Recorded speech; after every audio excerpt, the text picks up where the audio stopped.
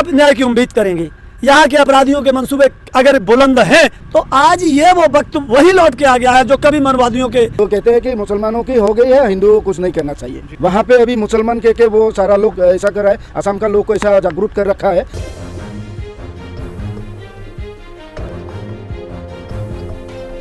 मैं वापस आपकी बातों पे आता हूँ। मैं इनसे जानने की कोशिश करता हूँ कि जो देश में जो घटना हो रही है, लगातार जो घटना हो रही है, रेप की घटना हो रही है, राबिया सैफी का रेप करते हैं, तो आपको लगता है देश में जाति और धर्म देखकर न्याय हो रहा है इस देश में? हाँ, जाति और धर्म में हम लोगों को भाग भाग कर रहा है।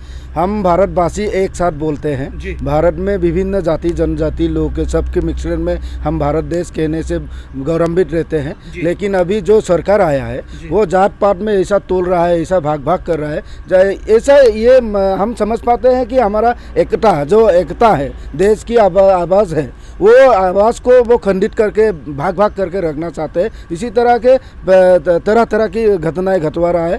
तो कभी ऐसा होता है तो मुसलमान के जो घटना घटती है तो कहते हैं कि मुसलमानों की हो गई है, हिंदुओं को कुछ नहीं करना चाहिए। अगर हिंदू के हो जाए तो मुसलमानों को कहते हैं आप लोग साइड में हो जाए, वो लोग हमारे देश का आदमी है, वो लोग करे तो हम न्याय विचार कर लेंगे। उस तरह की एक नीति खड़ा करने की कोशिश कर रहा है, जारी रखा है। असम में भी वैसे कर रहा है।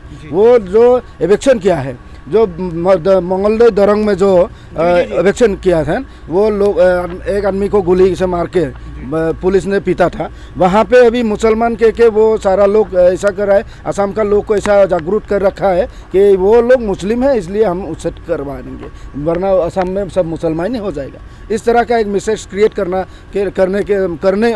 रहे हैं। तो हम जैसी घटनाओं पर भी इस देश में राजनीति होने से नहीं चूकती, उस पर क्या लगता है आप लोगों को?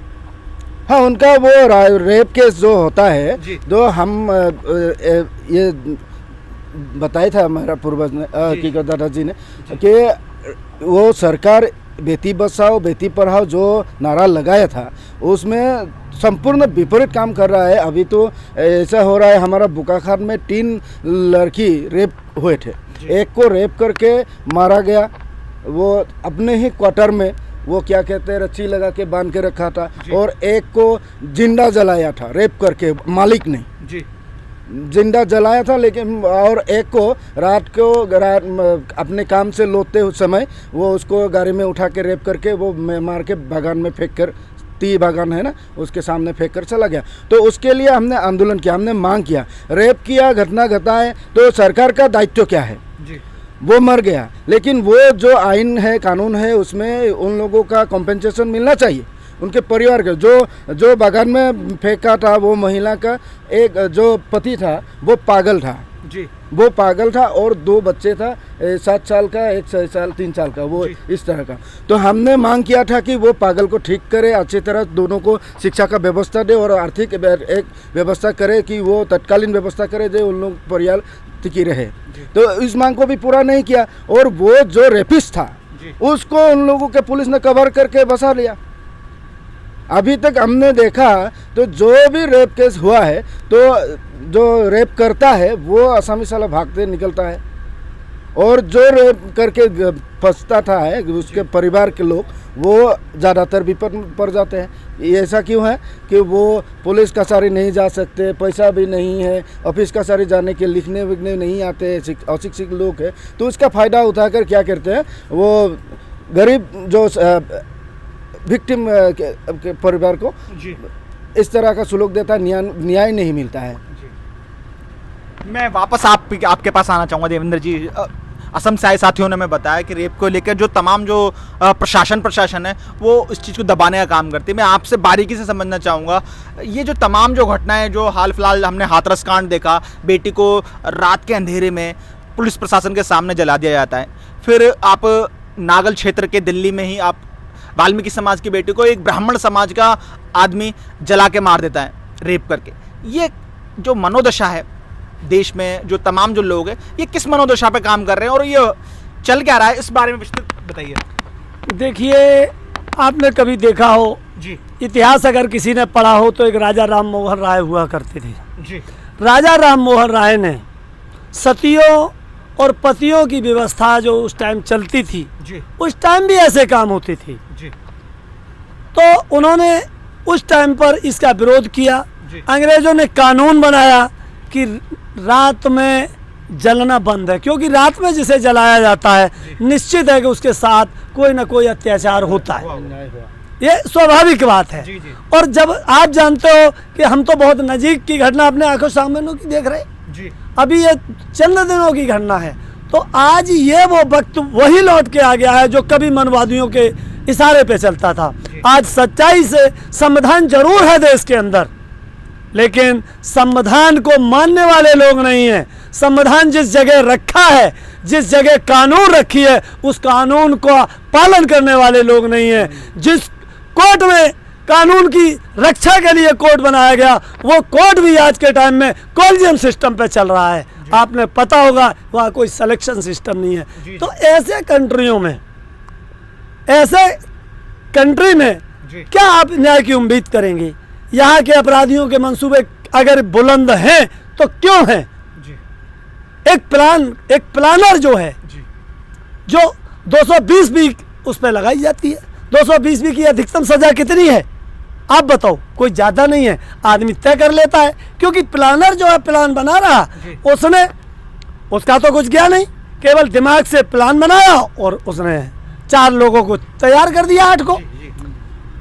सच्चाई ये है कि घटना को जो अंजाम देते हैं वो तो इतने बड़े दोषी नहीं हैं जितने बड़े दोषी प्लानर हैं, जितने बड़े दोषी किसी चीज के मैनेजर हैं जो मैनेजमेंट करते हैं। तो इस देश की सबसे बड़ी व्यवस्था पर अगर सवाल उठता है तो मैनेजमेंट व्यवस्था पर सवाल उठता है, चाहे घटना का प्लान हो, चाहे घटना की मैनेजमेंट किसी ने की हो या कोई हो। तो यहाँ की जो मैनेजमेंट है, चाहे पाखंड की मैनेजमेंट हो, चाहे जातियों की मैनेजमेंट हो, चाहे धर्मों की मैनेजमेंट हो, इन सब चीज़ों के लिए मैनेजमेंट बहुत बड़ी जिम्मेदारी निभाती है या उसकी हिस्सेदारी रहती है इन सब अच्छे बुरे कामों में।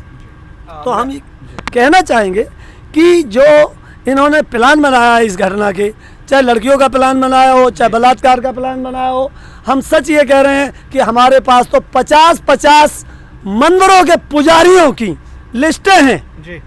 अभी हमारे पास एक लिस्ट आई थी, 57 लोगों की लिस्ट थी पुजारियों की, जिसमें आसाराम बाबू वगैरह ये तमाम संत और महंत लोग बलात्कारियों की, जिन पर बलात्कार इन्होंने किया उन पर मुकदमा भी चल रहा है। ये नहीं कि कोई मुँह जबानी बात हम कर रहे हो। कहने का मतलब है कि इस तरीके से देश की व्यवस्था, और अब तो 2014 के बाद चरम सीमा पर पहुंच चुकी है। एनसीआरबी का डाटा जो कहता है उत्तर प्रदेश सहित जो तमाम जो राज्य हैं, हरियाणा हो चाहे वो दिल्ली हो, तमाम जो राज्य हैं सबसे ज़्यादा क्राइम बढ़ा है।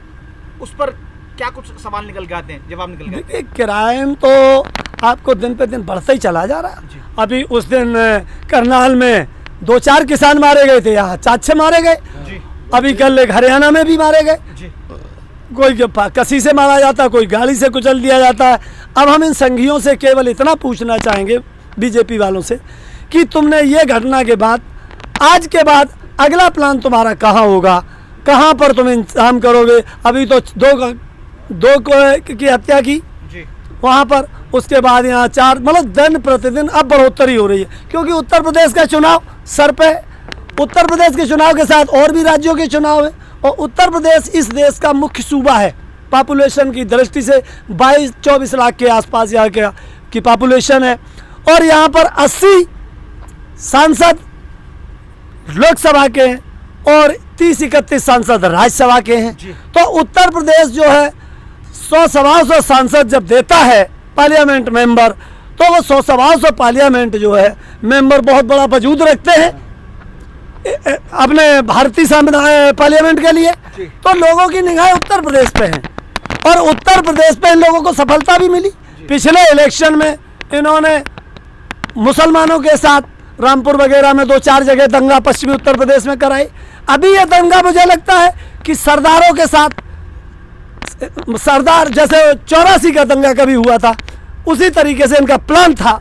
मुझे इन चीज़ों से महसूस होता है, आम पब्लिक को भी महसूस होता है कि इनका प्लान था कि किसी तरीके से पंजाब और मतलब उत्तर प्रदेश वालों के बीच में तकरार पैदा कर दी जाए।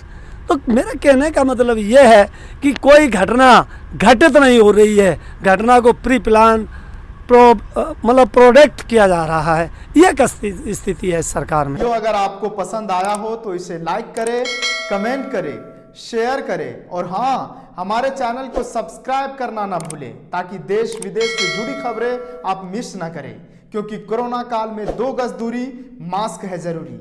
नमस्कार।